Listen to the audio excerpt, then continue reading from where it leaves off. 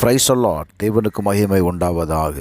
ஆண்டவரும் இரட்சகருமாய் இருக்கிற இயேசு கிறிஸ்துவின் இணையற்ற நாமத்தினாலே இந்த கால வேளையில் உங்கள் யாவரையும் நான் வாழ்த்துகிறேன். இந்த நாளுக்கான தேவனுடைய வார்த்தை சங்கீதம் 22 அதிகாரம் 24வது வசனம். உபத்திரவப்பட்டவனுடைய உபத்திரவத்தை அவர் அற்பமாய் எண்ணாமலும் அருவருக்காமலும் தம்முடைய முகத்தை அவனுக்கு மறைக்காமலும் இருந்து தம்மை நோக்கி அவன் கூப்பிடுகையில் அவனை கேட்டறினார். எனக்கு அன்பானவர்களே, நாம் உபத்திரவப்படும்போது 3 காரியங்கள் நம்முடைய வாழ்க்கையில் நடக்கிறது. ஒன்று, நாம் உபத்திரவப்படும்போது நாம் அற்பமாய் எண்ணப்படுகிறோம். 2, மற்றவர்களால் புறக்கணிக்கப்படுகிறோம். 3, நம்முடைய முகம் அவர்களுக்கு முன்பாக மறைக்கப்படுகிறது.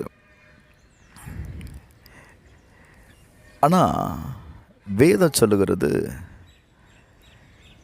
நான் உன்னுடைய உபத்திரவத்தை பார்த்து உன்னை அற்பமாக நான் நினைக்க மாட்டேன். நீ உபத்திரவப்படும்போது நான் உன்னை புறக்கணிக்க மாட்டேன். நீ உபத்திரவப்படும்போது என் முகத்தை உனக்கு நான் மறைக்க மாட்டேன் அப்படின்னு தேவன் சொல்கிறாரு.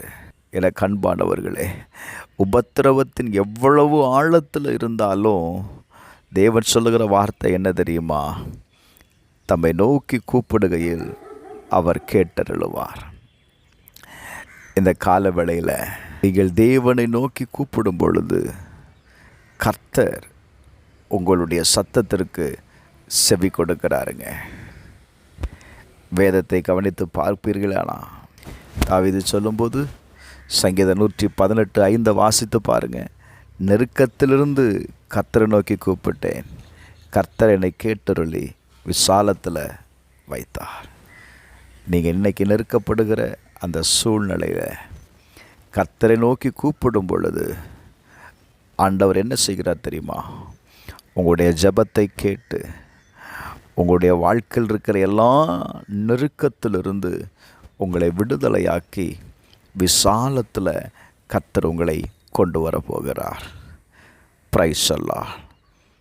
சங்கீதம் 34:6 வாசிக்கும்போது, இந்த ஏழை கூப்பிட்டான், கர்த்தர் கேட்டு அவனை அவன் இடுக்கண்களுக்கெல்லாம் நீங்களாக்கி ரட்சித்தார். இந்த கால வேளையில் நான் சொல்லுவேன், நீங்கள் கர்த்தரை நோக்கி கூப்பிடுகிற எந்த காரியமாக இருந்தாலும் சரி, இன்றைக்கு உங்களுடைய எல்லா இடுக்கண்களிலிருந்து கர்த்தர் உங்களை விடுதலையாக்கப் போகிறார். விசுவாசிக்கிறீங்களா? இன்றைக்கு உங்களுடைய நெருக்கடியான நேரத்தில் கர்த்தரை நோக்கி கூப்பிடுங்க.